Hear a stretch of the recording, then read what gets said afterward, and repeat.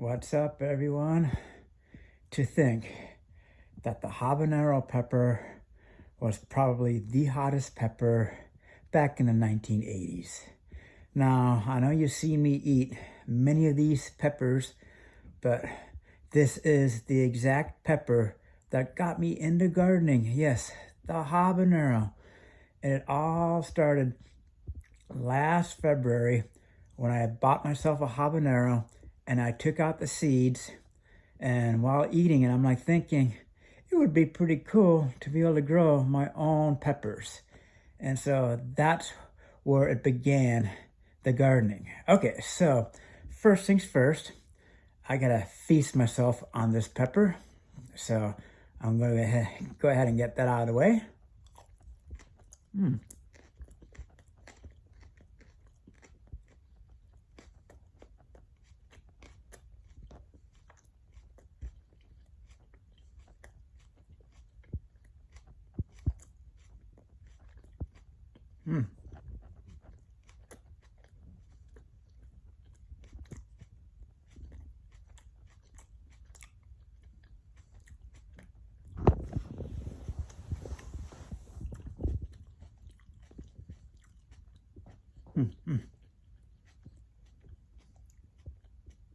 Okay, so what got me into eating peppers in the first place? Well, I figured I'll start off from the very beginning. So in the summer of 2021, I joined the hiking group, and towards the end of the summer, later fall, I was looking for a new place to live because I was getting kind of, I just wasn't enjoying living so close to campus. Well, it turned out this one Thai woman offered to rent me out a room.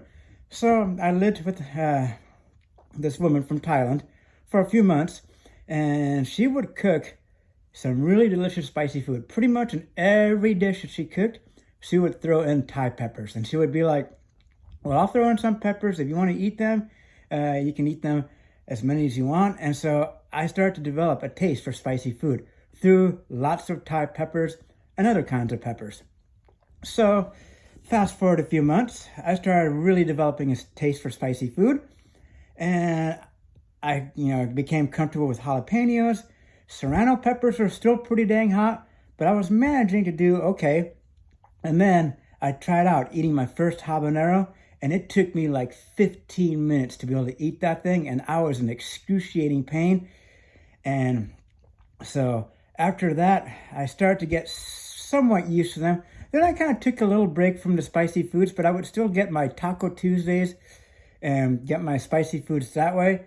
And so now fast forward to last fall, and that's when I really started to develop a taste for spicy food. I really enjoyed eating peppers, so I was comfortable with serrano peppers, Thai peppers, and so I started to feast on some habanero peppers.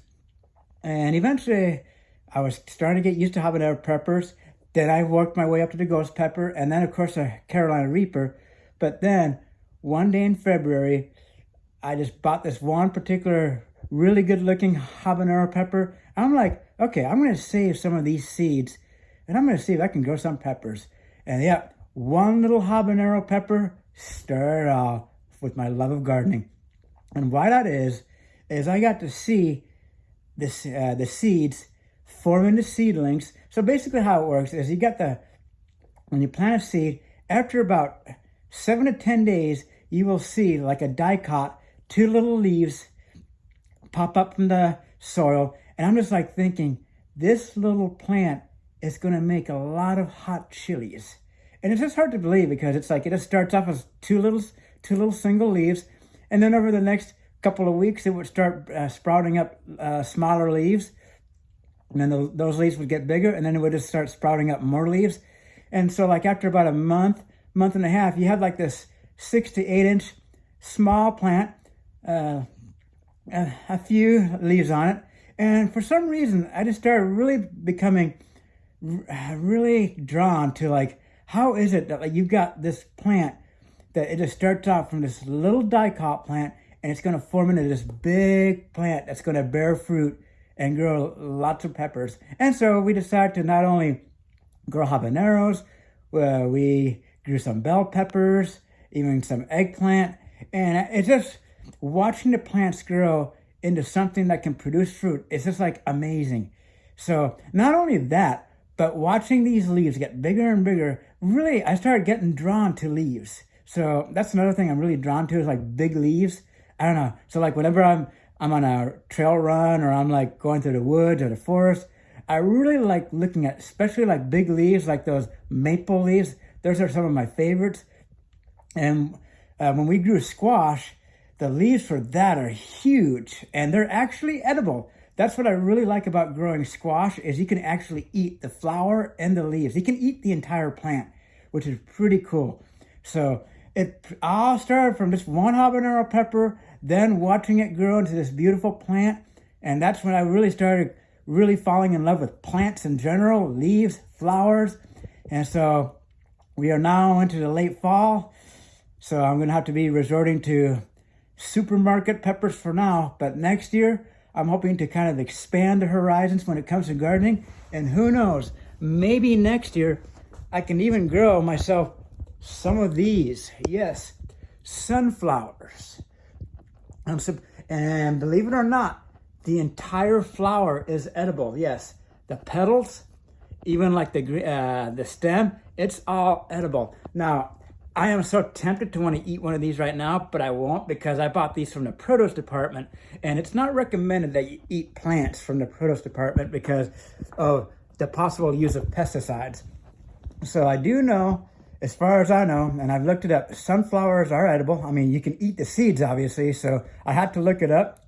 And yeah, it turns out you can actually eat sunflowers. And I believe there are some YouTube videos about it, so that's pretty cool. Another thing that you can actually eat are roses. Yes, roses actually have a nice sweet taste to them.